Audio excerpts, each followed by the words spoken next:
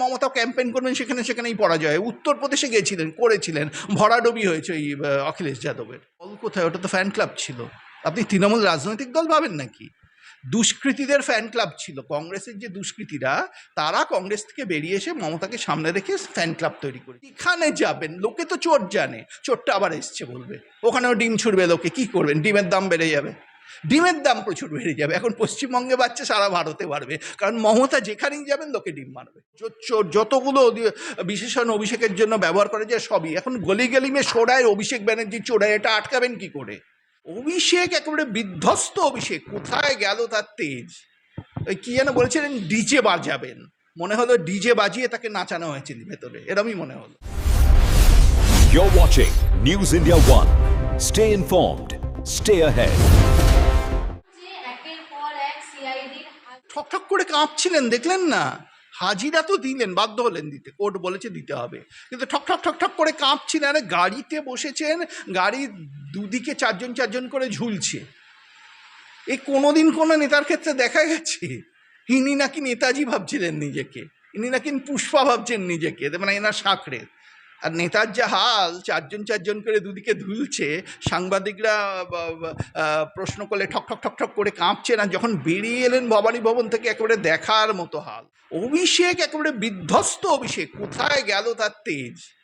ওই কি যেন বলেছিলেন, ডিজে বাজাবেন, মনে হলো ডিজে বাজিয়ে তাকে নাচানো হয়েছে ভেতরে, এরমই মনে হলো। তারপর পিসির বাড়ি চলে গেলেন, পিসি ভাইপোর মিটিং হলো, তো কি হলো ভগবান জানে। কিন্তু যাই হোক, যে মিটিংই করুন আর যাই করুন, অভিষেকের রাজনৈতিক ইনিংস শেষ, খেলা শেষ, এটা বলার বোধহয় সময় এসছে। ওরা বলছেন খেলা হবে, খেলা হয়ে গেছে, বিশ্বকাপ শুরু হয়ে গেছে, তার আগে এই খেলা শেষ হয়ে গেল। কোর্টে পাড়ায় পাড়ায় দুর্নীতি করছেন, পাড়ায় পাড়ায় কোর্টে তাকে হাজিরা দিতে হবে। চিটিংবাজ, চোর, জোচ্চোর, যতগুলো বিশেষণ অভিষেকের জন্য ব্যবহার করে যায় সবই এখন গলি গলিমে সোড়ায় অভিষেক ব্যানার্জি চোরায়, এটা আটকাবেন কি করে? মানুষ বলছে চোর ভাইপো, ভাইপো বলছে না, আর আগে বলতো ভাইপো, এখন বলছে চোর ভাই। কিছু চটি চাটা সাংবাদিক তাতে আবার গোঁসা হচ্ছে, ও বাবা ওভাবে কেউ বলে চোর ভাইপো, এবং ভাবে এটা সাংবাদিকতা। একজন সাংবাদিক প্রশ্ন করেছেন, আমি সোশ্যাল মিডিয়াতে উত্তর দিয়েছি, আপনার মতো চটি চাটা সাংবাদিকরা এটা বুঝতে পারবেন না, আপনাদেরও মানুষ বয়কট করেছে তৃণমূলের সাথে। মানুষ বলতে চোর ভাইপো, সাংবাদিক বলছেন ওভাবে কেউ বলে, এটা আমাদের সংস্কৃতি না। আমাদের সংস্কৃতি সেটা নয়। মমতার অভিষেক যে ভাষায় কথা বলছেন, ডিজে বাজিয়ে দেবো, শ্মশান তৈরি করে দেবো, এটা আমাদের সংস্কৃতি। যদি সহমরণে যেতে চায় মমতার সাথে, তা যাবে। মমতার রাজনৈতিক ইনিংস শেষ।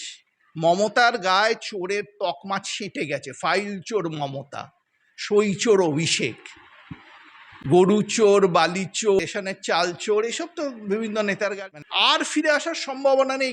কংগ্রেসের সামনে সম্ভাবনা ছিল এই সুযোগে প্রধান বিরোধী দল হয়ে ওঠা। সোনিয়া গান্ধী সেটা চাইছেন না। তিনি চাইছেন তিনি চলে যাওয়ার আগে কংগ্রেস তাকেও তুলে দিয়ে যেতে। কেন চাইছেন তিনিই জানেন।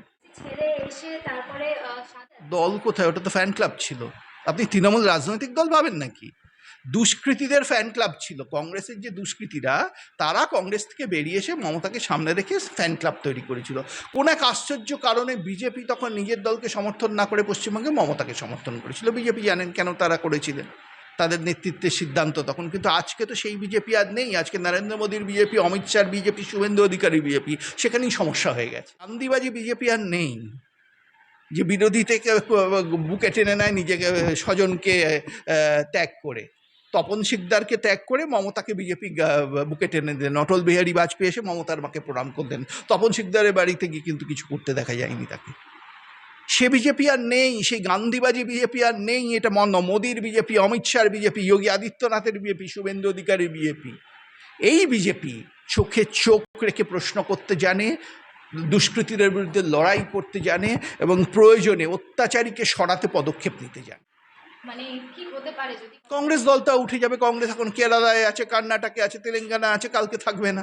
যেখানে যেখানে মমতা ক্যাম্পেইন করবেন সেখানে সেখানেই পরাজয়। উত্তরপ্রদেশে গিয়েছিলেন, করেছিলেন, ভরাডুবি হয়েছে ওই অখিলেশ যাদবের নির্বাচনে। যেখানে যাবেন লোকে তো চোর জানে, চোরটা আবার এসছে বলবে, ওখানেও ডিম ছুড়বে লোকে, কি করবেন? ডিমের দাম বেড়ে যাবে, ডিমের দাম প্রচুর বেড়ে যাবে। এখন পশ্চিমবঙ্গে বাড়ছে, সারা ভারতে বাড়বে, কারণ মমতা যেখানেই যাবেন লোকে ডিম মারবে।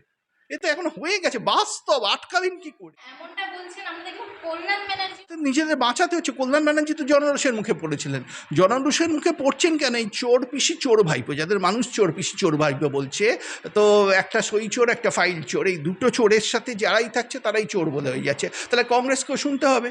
এখন কংগ্রেস নেতারা মনে করতে পারেন আমরা অত গুরুত্ব পাচ্ছি না, ওদের দেখো ডিম ছুটছে, আমাদেরকে উপেক্ষা করছে, আমাদেরও ডিম খাবো। হয়তো কংগ্রেস নেতারা বলেছেন, শুভঙ্কর সরকারের ইচ্ছে হয়েছে ডিম খাবার, ভালো খাবেন, কিন্তু অধীর চৌধুরী হয়তো কংগ্রেস ছেড়ে বেরিয়ে যাবেন। যেসব নেতারা গান্ধী পরিবারের চটি চেটে বড় হন, শুভঙ্কর সরকারের মতো নাম করেই বলছি, তারা এটা চাইবেন।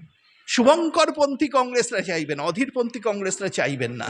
যারা মাটিতে জনভিত্তি আছে, যারা নিজের ক্ষমতায় এখনও লড়াই করার ক্ষমতা রাখেন, কংগ্রেসি আদর্শ মাথায় রেখে, তারা মমতার সাথে আপোষ করবেন না, কারণ মমতা বেইমান।